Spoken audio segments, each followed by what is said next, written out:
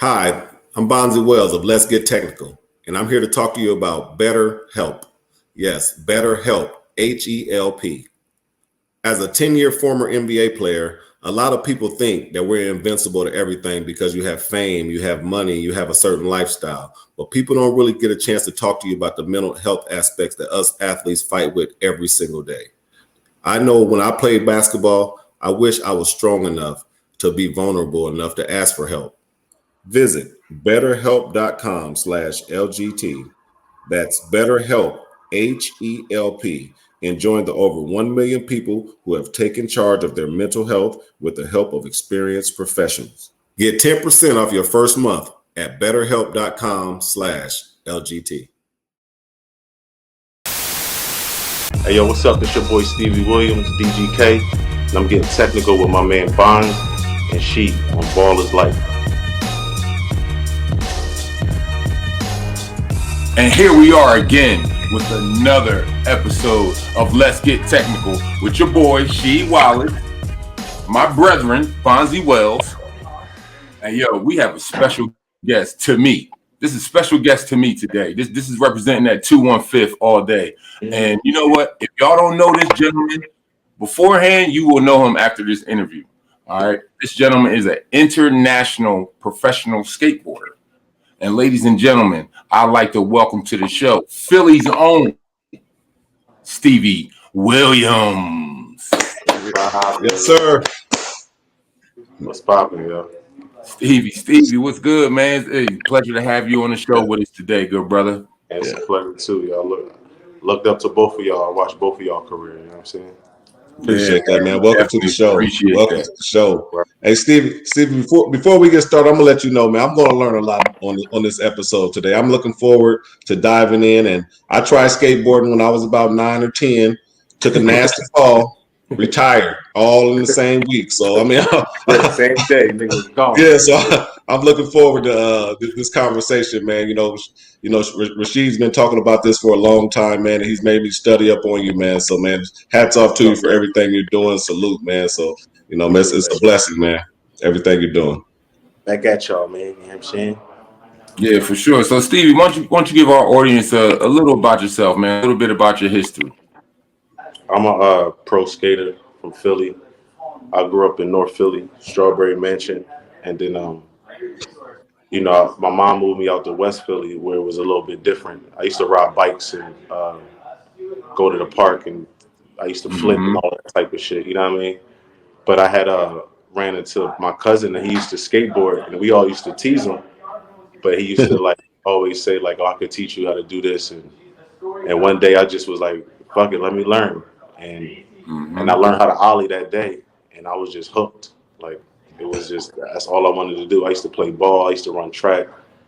I stopped all of that just to learn more tricks, and it just took me around the world as a kid. You know what I'm saying? Man, that's such an awesome thing, man. You know, and because to let everybody know, as far as you know, in the black neighborhoods in Philly, you have more of the youth playing football, basketball, baseball. You know, more athletics. It's very rare that we have a professional skateboarder come out of North Philly at that. And man, I was like, when I seen you do your tricks in the beginning, I started following you like about, I say 03. Damn, that's crazy. 03, 04. And it's crazy because I was telling Bonzi beforehand, right? I was like, yo, you know, I was at the crib one day flipping channels, and boom, passed by ESPN, and I saw a black skateboarder. So I was like, all right, I stopped. I was like, all right, because that, for number one, that's unusual, right? So like, all right. And then, boom, you was doing all that trick shit. And especially back in the 3, niggas like, what the fuck is this, right? Yeah. I was like, yo, what? I said, that, and he didn't fall, no crash. I was like, damn, this brother is good. I was like, so I kept it there. And then, Stevie Williams, does this trick, that trick, the 450 flip board and all that other shit. Yeah. I was like, I said, I gotta fuck with him. And then to find out about everything else that you had going on as far as your clothing line, man, can you talk a little bit about what does DGK mean? Man, DGK, it stand for Dirty Ghetto Kids. And when we was skating downtown, Love Park, Yep. downtown on 15th and JFK, it was a bunch of kids from around the city that would come there and skate. So you had your kids that would come from New Jersey and the suburbs, because skateboarding is suburb sports, so it's going to be Fact. majority like suburban kids. You know what I mean? So the suburban kids battling the hood kids. When the photographers and stuff used to come to take pictures, to get some type of recognition or whatever, the suburb kids would be like, "Oh no, don't film them, don't take pictures of them. They just dirty ghetto kids." So we actually took that like, "Oh, all right, well, that is us. We are dirty ghetto kids. We DGK." And all of us, we was into skating, graffiti, rapping, breakdancing, DJing.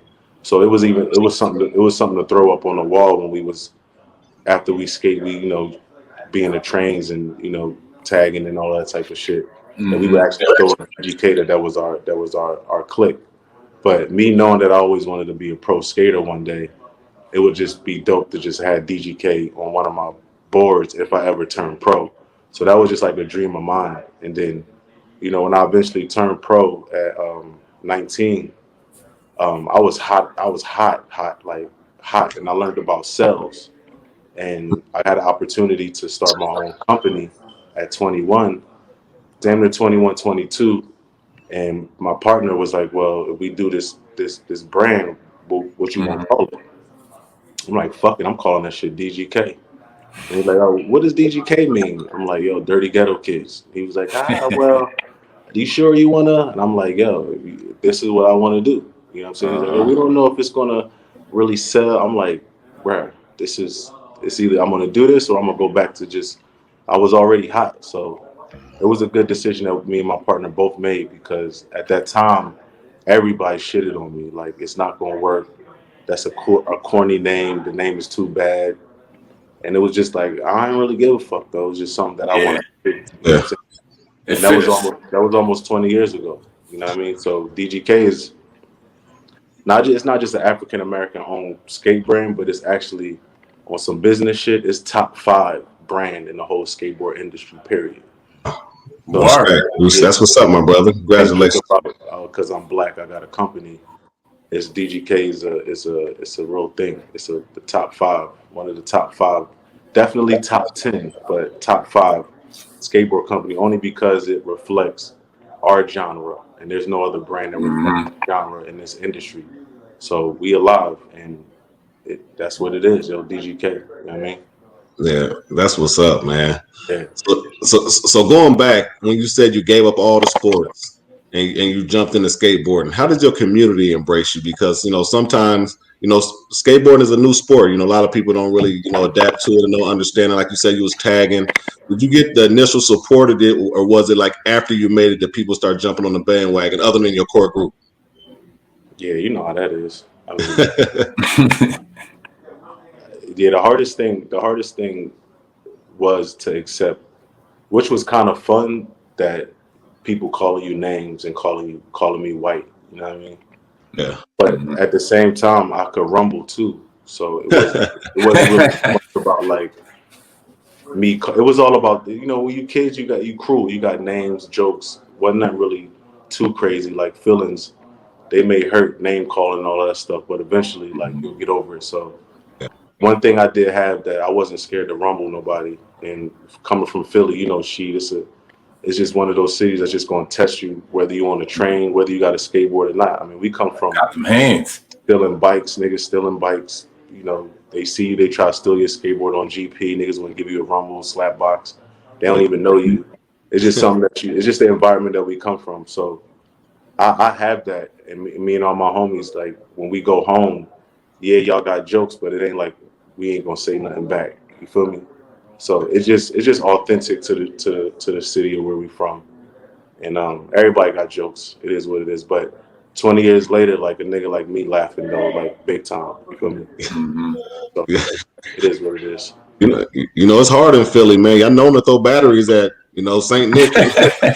Man, we booed Beyonce. You know what I'm saying? But it's the pride that we have, and I think that I'm saying with DGK, people in my city, whether they supported me growing up as a skater or not. Like I get full support from the city of Philadelphia as somebody that made it from Philly that still represent Philly and knowing how hard it is. So I get the support from everybody. I love where I'm from. And for a lot of people that don't know, Love Park is a downtown area. It's the Philadelphia clothespin. I'm pretty sure you might have saw it, Bonds, and the Philly sign that's love, that say love. You know, that's where that's at down in downtown Philly. And man, I can remember going down. It's where the homeless people used to be at, bro. Yeah, for sure. Right there where the old Liberty Bell was at. Yes. And, you know, I remember seeing skateboarders and stuff, but I never really got into it like that. You know, I tried. I went to middle school out in the Northeast. I went to Woodrow Wilson Middle School. So dope. I seen the skateboard. That's when I first learned about Guns N' Roses, Slayer, and just some of the tricks that these kids was doing on these skateboards. I was like, whoa. I was like, I never seen nobody in the hood do that. And yeah, I want to try it. So like Bonzi, that first fall, first and last. Everybody got to take that first fall though, you know. Oof. And I was scared to get over it, good brother. Yeah, for real. I fall every time. I still fall every day, like every day. And that's what I was about to ask you. Throughout your career, how many broken bones have you had? Man, I ain't even front, yo. I'm blessed, none. What? Let me knock on wood. That's what I was trying to do. Wood to knock knock on wood for that. Head right here. Oh, that's all you need. The wood head. Yeah, for sure. I know. I do technical type of skating more like, because when skating is like you think about what you're trying to do, because you got to learn the tricks and then you put them together and then you film it, so you could know what you want to do in this synchronized type of lines that we call that 4 or 5 tricks in one clip is a line. So you can think like, I want to do this, I want to do that, I want to do this, I want to do that, and then after that, I'm going to do this. And you try that all day, and the filmer's filming you all day. And depending on the level of tricks that you want to do in this line, it goes into like your stash of tricks that people see that you can do. And one of the things that I was blessed with is that I could skate both ways. I could skate right-footed and left-footed. Every trick that I can do with my left foot, I could do with my right foot. You know what I'm saying? Yeah. A lot of people, they get caught up with just one stance. And then when I realized that, I was like, I'm going to learn every trick with my left foot too. And then I just started putting them together. So sometimes people don't know which way I skate. If you don't know, if you never follow me as a skater, you may think I skate your way. But then come to find out I skate another way, but I skate both ways. It's weird, but it's a mental thing, like manifestation. You think about the stuff, you do it, you film it, you log it, and then you put it together, kind of like hip hop. You put all your tricks together in one video part that'd be like 3 or 4 minutes behind some dope music, and then that go around the world, and all of the skaters around the world can acknowledge the tricks that you do and value you as a pro, or just value you as your tricks with your trick selection. It's just being able to do it with both feet. Yeah, I know your trick repertoire is fucking bananas. Yeah, like it's dangerous. Yeah. You know? So what's that trick out there, bro? That just scares you to death that can't nobody do? Is there a trick out there that you can't land? No, you got them all. No, see, it ain't really about if you can land them or not. It's like, you got to take the time to learn it. Okay. Every trick you do, you got to earn it. Ain't no tricks just given to you like that. You know what I'm saying? So every trick you see somebody do, they had to learn that from scratch. Days, you know what I'm saying? Sometimes people don't even grasp the concept of the actual trick because it's geometry, it's timing, it's your stance, it's your physical ability. And there okay, well, I physically can't do this trick because it's taking too long, or it's just so frustrating that it's a waste of my time. I'm gonna learn another trick. There's so many tricks to learn that you don't just have to learn one trick, but as a pro, you're valued on your trick selection, the trick selection that you learned. So I've learned every trick. You dig what I'm saying? And then I start making tricks up. And that's where people start acknowledging, like, okay, so I got like 2 or 3 tricks that I named that people go out there and do, and they get valued off of learning that trick that I created. Things like that. What tricks are those? I got the haymaker. Um, I got the Sabu flip, and then I just got another, just technical ones that mean like nose slide, nollie flips, and things like that. But That shit sound hard. the Sabu flip is something Yeah.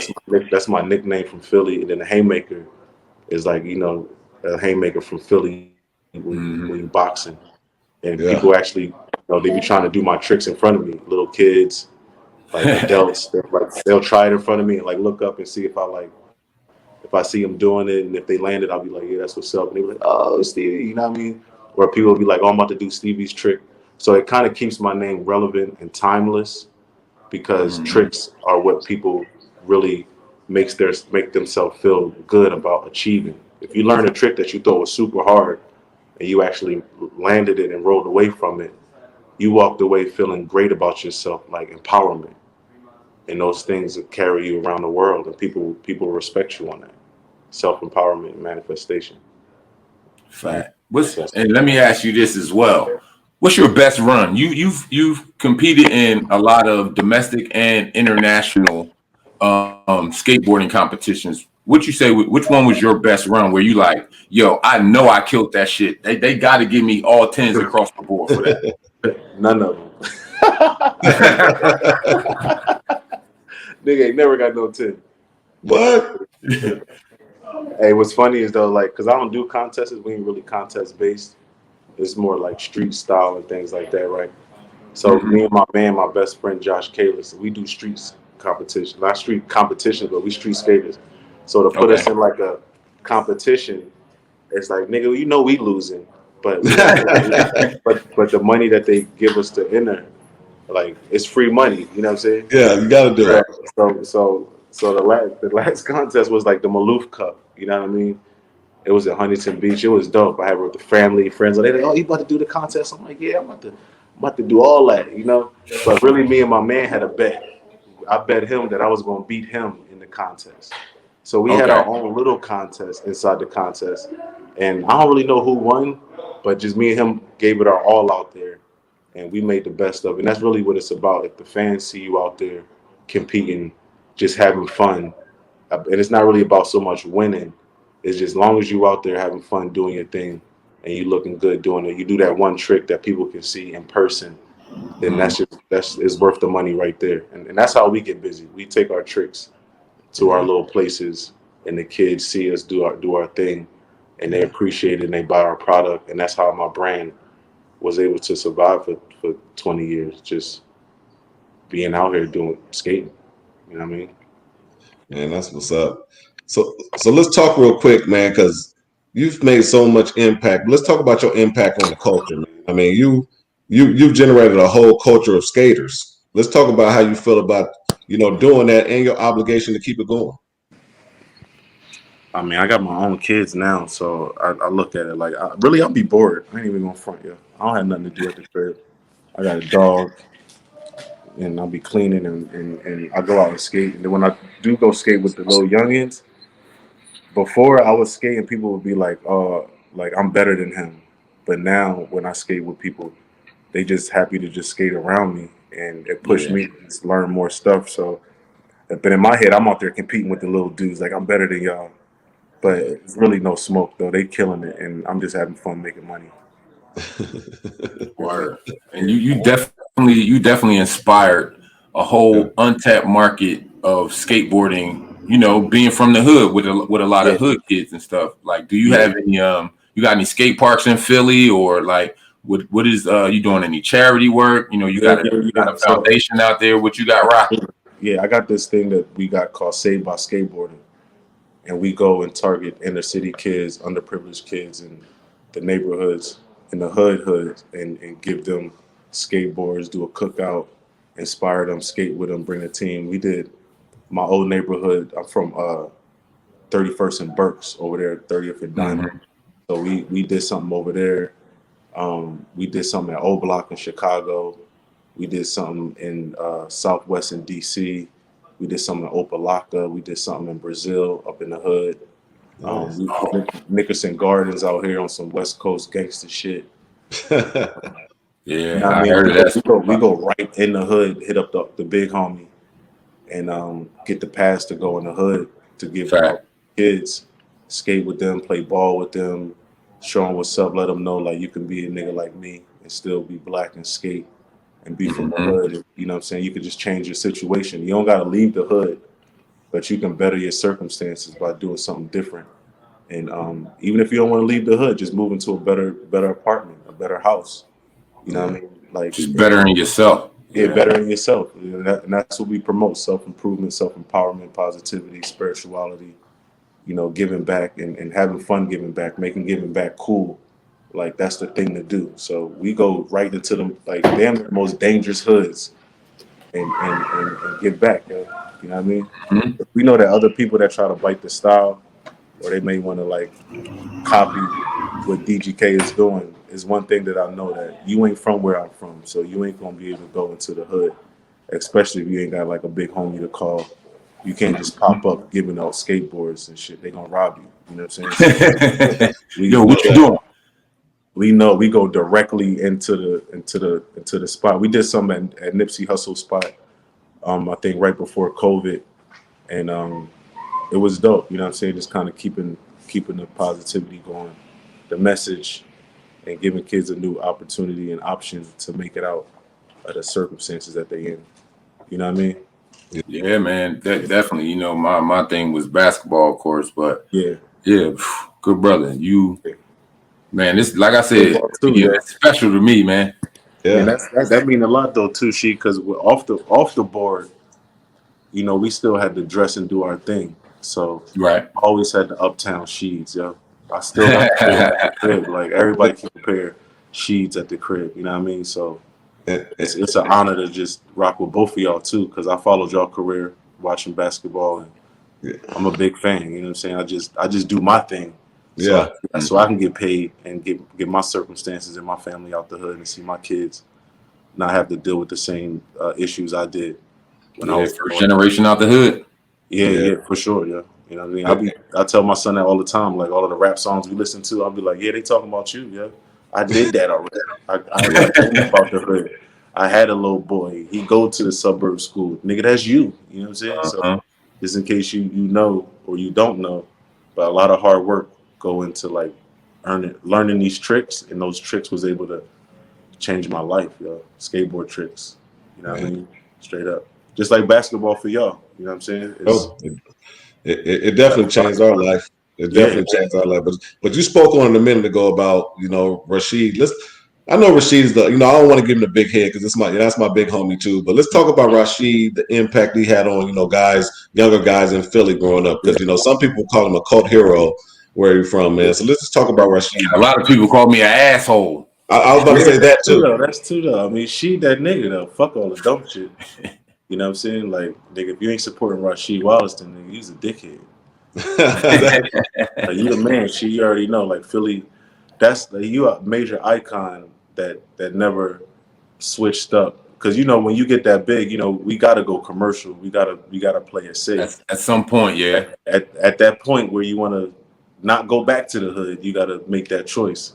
But it's to stay authentic, and people where we from, they feel it, and you get that. You know what I'm saying? Like that's what I wanted. You know what I'm saying? I had to leave Philly to get it, but I Yeah. always go back home to let people know that I came from the same place, yo. And it was crazy. Some people don't even think I'm from Philadelphia. They think I'm from LA. And I'm Really? like, damn, yeah, Because because you're a I skateboarder. skateboarder. I'll be at the beach. I just switched my whole thing up just because, I wanted to show some elevation in my life too, and Yeah. progression that you can come from. I come from Patton Street, so if anybody know about 30th and Diamond, like that's where I'm from. Me and Meek Mill from the same neighborhood. You know what I'm saying? We got the Hmm. same homies, same OGs, and we made it out. You know what I'm saying? So I made it out on the skateboard, and it's dope to get acknowledged by y'all. Yeah, shout out to me too. Appreciate it. Yeah. Shout out to Meek Mill, Beanie Siegel. He helped me out a lot too. You know what I'm saying? Or Um, rest in peace to Rasul Butler? Rasul Butler. I'm trying like why the name did not come to my fucking yeah, head. Yeah, my boy yeah, Bob, That's man. my dog, yo. Boy Bob, man. My Love dog, Bob, man. straight up, yo. That was my dog, man. So we put on for the city, man, as much as we can by keeping it real and professional and giving back. Yeah. So have you been surprised that of the number of black kids that's probably not being skaters? Because it seemed like it will be something that we should get into, because it seems like you have a certain level of athleticism, and I mean the way you be showing out there, it seems like a lot of kids will try to do it. Yeah, that shit hard though. I ain't even gonna front. Come on, man. Cause just because you black and athletic, that don't mean that you gonna have it. Some people better off, playing basketball. Some people better off skateboarding. Some people better off jumping rope. I don't know. Right. But when you come and try to do these tricks, the thing that really scare people away is falling. Like nobody likes to fall. You know what I'm saying? On the ground, the concrete. Ain't no helmets, ain't no pads. Ain't nobody really coming to pick you up. You know how y'all fall on the ground and you got your teammate coming to pick you up? Yeah. Like, ain't none of that, yo. There's people watching you, seeing if you're going to get up. And if you do get up, they'll give you a round of applause for getting up. But if you got to go back to try that trick again. But if you go and sit down because you was hurt, then people will get over you. It's real tough. It's a tough thing. So people got to get past that. And I don't think really people want to be that athletic where you like falling and hitting your arms and legs and head on the ground just to learn something. Especially if you ain't got no insurance. That was the one thing too. You ain't got no health insurance. That's key. My right, boy, if you'll ask your goddamn skateboard, I'm a kid. You feel me? Obamacare now though, so that ain't gonna help you with that ACL. MCL. You need physical training. Y'all know what it take when you get hurt. You know what I'm saying? Sir. We get ice pack and we get time off, but ain't no physical therapy, ain't no trainer, massages. So that's why when I watch basketball, I be like, damn, these niggas got it made. This nigga run back to the bench. It's like 3 niggas come over to massage his leg and his back. His arm. Nigga threw him a whole towel. Had his water right there for him. Got his water. I get finished skating. I'm looking around. Niggas is like, fuck you looking at, nigga? Like, yo, give me the towel right there. Niggas like, yo, nigga, that's my towel. No, you can't hold that. So it's a do-it-yourself, all on your own sport. And if you succeed at it, people give you your props. That's why it's so hard to ride a skateboard, because you really got to get through falling and with nobody helping you up. Unless you really get hurt and you can't walk, then niggas will run over and help you up and then sit you down. You know what I'm saying? But it ain't like no team or anybody. So, people just gotta fight through it. Yeah. Word. I got one from left field. Give me your top 5 Sixers of all time that you fuck with. Your top 5. I want to hear this one. Top 5 Sixers? Sixers, yep. Because we both from the crib. I'm a Sixers fan, even though I'm brown bagging it this season, but I only got 2. I don't got 5. I only got 2. You only got 2? Out of all 2? 2. Who you got? I got Allen Iverson from the Rip. You already know. And Aaron McKee. My man McKee. Blue. Okay. Aaron McKee. Oh, no, 3. I'm tripping. Aaron McKee, Allen Iverson, and Lou Williams. Yeah. So Dr. J them don't count? Not to me. I wasn't around. I ain't see them play. Yeah. I just seen the highlights. I wasn't there though. I remember them playing. Yeah, my dad might remember all of that, but Barkley? Nah. You remember Barkley now? I remember Barkley, but he wasn't AI though. But I could put Barkley in there though, because he did do a lot for Philly though. He did do a lot, but I wasn't really watching basketball at that time. That was like, it was just in the house and people was like, oh, Barkley this, Barkley. Like I got into basketball when AI was killing it. When he was a freshman, when he was a rookie, I seen him at the on the main line at the hotel. They did like a party for him. We had all went there, and my man was like, yeah, that's AI right there. He about to be the new shit in Philly. I'm looking at the nigga like, this nigga down there my height. What the fuck he gonna do? Right? Yo, when the season started, that shit was AI had the city popping, yo. I ain't even gonna hold you. AI had everybody feeling like you Club Fridays. Yeah, Club Fridays, yo. I didn't even know I could be a star until I seen Allen Iverson. You know what I'm saying? Like this little dude out here killing people. He was killing them, and then when he crossed over Jordan, the It whole was city over. went crazy, and then everybody just Fact. started watching basketball again. Nobody was really watching basketball. You know what I'm saying? Remember, they was watching Sheed because she was doing this thing, but when it came to the Sixers was trash until Yeah, we Allen ain't had nobody. was nobody like nobody. But then It's crazy you when I found mentioned out Blue. I that went to high school with him. well, who? Aaron McKee. Yeah, that when I found out he was from Philly, Aaron McKee became one of my favorite players. Him, Eric Snow, Tyrone Hill. Mm-hmm. That championship team. Was the Kimbe on that team? Yeah, it was dope. Mm-hmm. It was dope. Yeah, it was dope. That's See, I when the like Sixers the played LA in the chip. Yeah, we won that first game. It was dope. Yeah. The whole city went crazy like we won the championship. It was crazy. It was. If you can make Philly stand up for you, like that means a lot. You know what I'm saying? Because Allen Iverson represented Philadelphia, and he wasn't even from Philly. Word. You know what I'm saying? And he made athletes like me. Because I'm gonna tell you a funny story about AI that I know.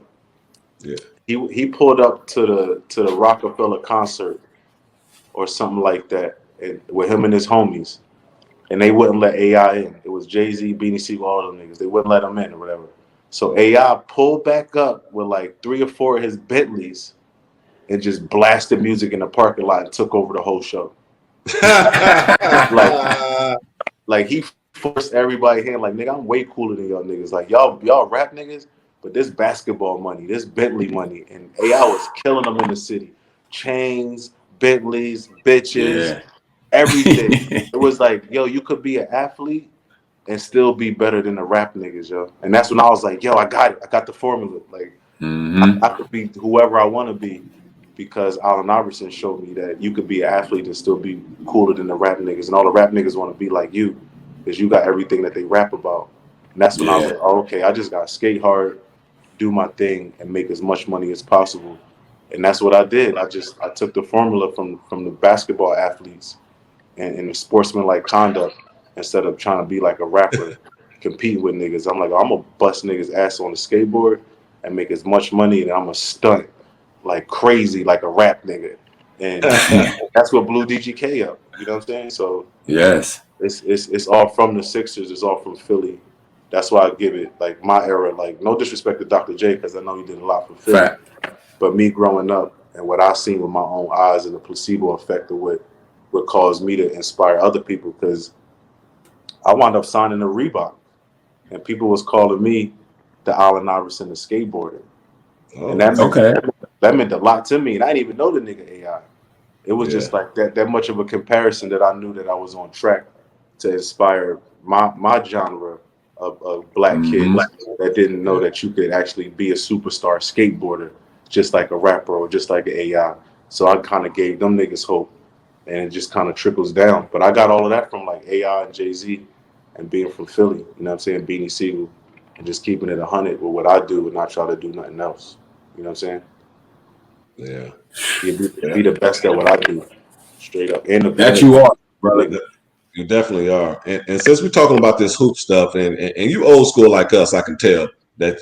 How do you feel about these new NBA super teams and shooting all these 3-point shots, and just the new NBA in general? What's you as a fan feeling about it? Yeah, there's just too many threes, yo. Every nigga and their mom think they can shoot a three. A nigga grab the ball off the motherfucking sideline and try to shoot a three. It's like, I don't know. It ain't my sport. My son play ball, so I kind of argue with him about it. But it's the new thing. You can't really knock it. I mean, I don't know. I think they should calm it down a little bit with the threes. But you know, when you got like Dwight Howard shooting threes and it's in the play, it's kind of, oh, shit. You know what I mean? But if it go in, it's like, damn, I don't know. See, when I start talking about basketball, my son be trying to play me. So I don't really have no thorough opinion because, you know, I just be playing roughhouse. But when I see niggas shooting too many threes, it kind of make me wonder, like, why are they letting that happen, or is this a new game? So maybe y'all could give me some insight on that, so I could run back to my son and tell him, "What, nigga, I learned from some pros." I have to agree with you. The 3-point is too much. because back in my day, it was like you took as a team, you might take like 12, 13, no more than 14 3-pointers a game. And if one of the guys on that team took like 5 or 6, 7, we are looking at him like, yo, you shooting that shit too much, dog. Yeah. You might want to get you a layup, man. Yeah, you know what I'm saying? Layup. Yeah. I'm the same way with Sheed, man. I mean, I think it takes your aggressiveness away. I mean, everybody get comfortable in shooting jump shots and they forget to shoot layups, and even the mid-range games, they forget that other part. It's just I just want to do some type of cool move that makes somebody say and shoot a long 3-pointer. And I obviously they get it from Steph Curry, but they don't understand Steph Curry's road and how long he's been shooting these 3-pointers. And you have guys like Blake Griffin who forgot how to jump to shoot 3-pointers. How crazy is that? I mean, he literally forgot how to jump. And he was the highest jumping guy in the league just to shoot threes. So it's a lot of power in basketball pro, but that nigga Blake Griffin threes look like trash. But it's no style to it. You know what I'm saying? You gotta have style, like the rhythm is off. And anybody can just shoot a 3. I can't dunk, but I can shoot a 3. So I guess it gives people hope. And it's like the crowd want to see something go in. The crowd want to see a dunk. It's all entertainment. Yeah. But the way that the ref call the fouls these days, you can't even really like blow on a nigga and without getting a tech. You can't even say nothing to somebody without getting a tech. Yeah. So it got real commercial. It got real safe. You know what I'm saying? Yeah. But I think with the rules committee, I saw something they're going to address a few of those different fouls they've been calling. You know how the guys always be coming off a screen and they jump into guys or the unnatural motion.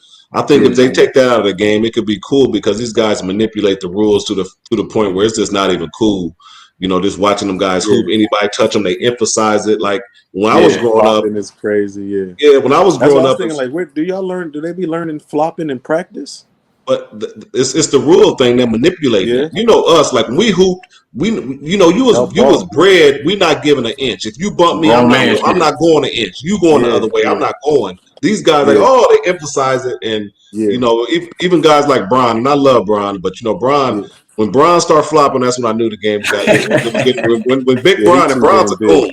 But we all seen Bron. Bron's a goon. When Bron start getting flopping, I say, oh no, they really playing with these rules now. They really manipulate. I think it's the refs and how they can control the game where the people are like, oh, they're being too rough, or it's what the other people are saying that changed the game because they don't want it to look tough and rough like how it was growing up, having to play aggressive. They want it to look safe and fun for the advertisers to make more money. It's all about the money. You know what I'm saying?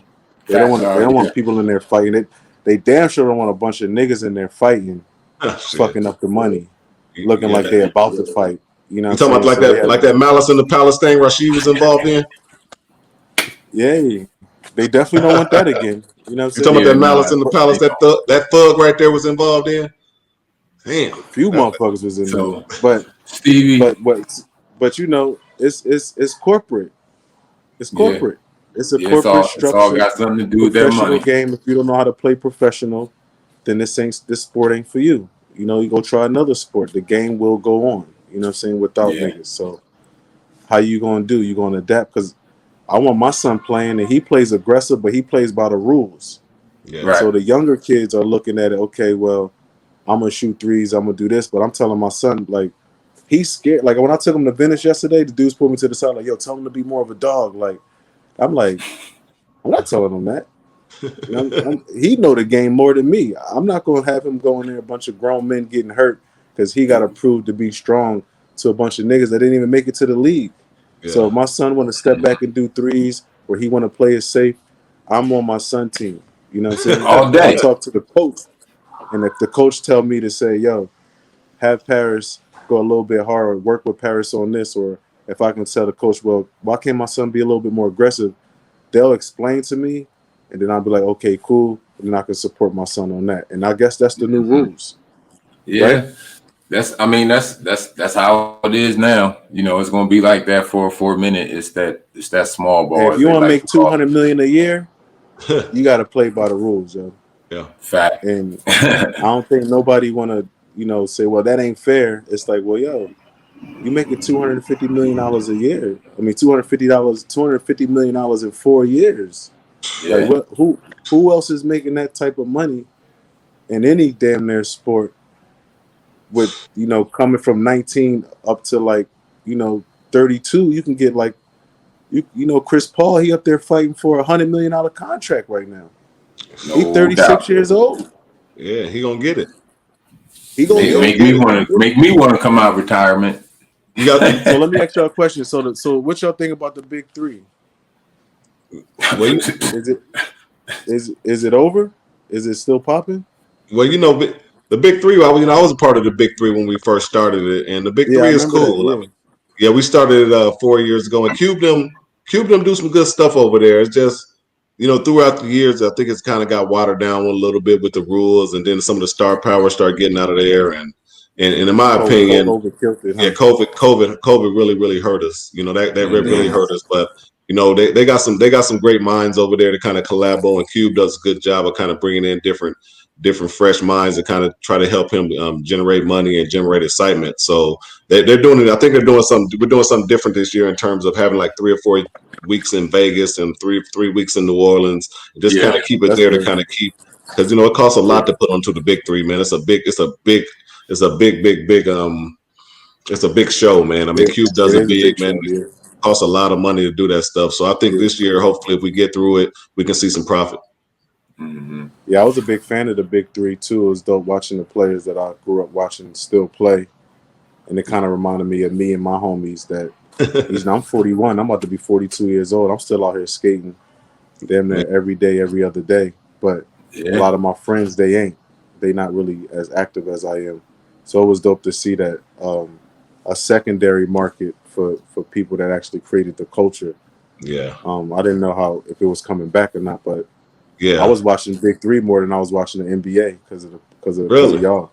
Oh, man, Yeah, that's what's up, man. We yeah, appreciate the support. watching my players. It starts next month. I think the second week of July is when they start. They just had the draft 2 days ago. I'm retired. I'm done. I can't do It's nothing. gonna be in Vegas. Yeah, it's gonna be in Vegas. I can't do nothing but golf. That's all I do. So now, Oh if you yeah, want to, no. if you want to go do that now, What y'all up to these days though? What you do these days? Man, I'm a high school coach down in Durham. I live in Carolina, and Oh, I'm that's a high dope. school coach down in Durham. So the same thing we was just talking about as far as the Yeah, youngins with the 3-point hooping. yeah, Well, we trying to teach them now in the right way of basketball. Like, all right, it's cool yeah, to take a couple threes, but to come down in a rapid jack like that, nah, yeah. that's not basketball, That's Cuddy. what I So was killing niggas yesterday on the court. Like I was just pulling up, just mid range and just knocking them down. And hey, and the I mid can't range shoot is no just threes. as If the good. three It's going for me, I'm consistent. like, oh shit, that used to be something that was lucky. yeah, That's a yeah, lucky shot. for So real. like Yeah, I want to teach my son like real basketball etiquette mixed with professionalism so he can really maximize his talent with as much money as he can make in the future as an entrepreneur too. And that's one thing that I try to push on a lot of kids Mm-hmm. that want to do something, that have the tenacity to do it. That yeah, I kind of switch them right over to entrepreneurship right at that Yeah. time too, so they can make choices of like what they want to do for their future and have a vision for it. And then if basketball don't work out, at least you still got a mental strength and tenacity to like achieve that goal. Mm-hmm. Like that's all I'm on, yeah. to help kids change their circumstances and look at their way of life a little bit different, change their mindset, just in case Yeah, their for sure. environment don't allow them to. You know what I'm saying? I respect that, bro, and I'm doing the Right. same thing as Rashid. We both coach and it's mentoring. I mean, we've all three Mm-hmm. of us seen so much, man. We've experienced so much, and we know a lot of our kids are not going to be able to experience any of that. I mean, a lot of our kids are not going to be able to see a pro, talk to even a successful person. You know how our neighborhoods are Man. constructed, so it's so cool to be able for me, go back and coach, talk to the Yeah. kids, give them a mental vision board so they can have so they can dream bigger, and that's what I love Yeah. For about the it. future. You want the kids to dream bigger. You want them to think outside the box, and that's why I love it. And what you just said, man, it brings chills down to my spine, because that's what it's all about, man. And then That's what we do. At the that's end of the definitely what day. it's all about. I got something new that I'm into too. I'm not sure if you guys are into like the crypto market Yeah, or like the digital space, but that's pretty much where I'm at to help the kids understand the future through virtual reality, digital assets, and gaming. Okay. So I'm into that type of stuff, like for sure, metaverses and What is it? A company you finance. got, or what exactly is it? Yeah, it's a bunch. It's a bunch of things that I'm working on, but overall, it's really just acknowledging like this new system that's in front of us called blockchain, Okay. and actually like being ahead for the future, and teaching the kids how to adapt to this new age of finance, and literacy as well. So those are the things that I'm like bringing together through these metaverses. I'm not sure if y'all know what a metaverse is, but it's a in between interactive kind of VR website where you can Mm-hmm. have what you're doing. Like say we had a virtual basketball arena, and instead of them playing basketball inside of the arena, y'all can give basketball tutorials to kids that put on an Oculus, and they can go in there That's and what get a you working on, tutorial. that Oh, Oculus. okay. Okay. I I mean, I got haven't tried one of those yet. Yeah, so I'll put y'all on after this, and then it's so many ways that everybody can work together through this Yeah. digital space, Yeah, and, for and sure. create a lot of things for the kids, so the generations after us can really have a foundation to set their own stuff on, and be a part of the whole world too. It's a pretty crazy thing, but we living in that time right now, so that's kind of what I'm into. Yeah. So Stevie, man, we ain't gonna hold you, good brother. We definitely appreciate your time. Well, You Yeah. know, time is money, and man, you know, to me, you are that skater god, good brother, I and appreciate keep that, doing man. what you're doing. You know, Thanks, in man. them skate parks and across the world, in these hoods for all these kids, Right. man, and Yeah. definitely a I pleasure, appreciate it. man. Man. I'm gonna link up with y'all too, though, man. I need some signed basketballs, and I'll get y'all some signed skateboards. We Oh, just for keep this sure. conversation going. However, I can help the kids that's in y'all situations too. I will. Like I'll send the high schoolers and the underprivileged kids. I'll send y'all boards, completes already put together. We'll Oh man, pull that's up sweet, man. to the schools and take photos and give little small lessons and what I mean. However y'all want to spin it, like we all Oh about it. man. Exactly. Yeah, we Yeah. definitely, man. I And we really pull up appreciate too, that, my though. brother, man. So Yeah. blessings to We'll you, man. pull Hey, up man. though, straight up. Yeah, for real. No Hey, man, doubt. come back anytime, bro. You welcome here anytime. You Yeah. family to us now, man. This was an honor, man. Really chop it up with you, man, brother. Blessings to you, fam. Likewise, brother. All right, For sure. Yeah. peace. Oh yeah.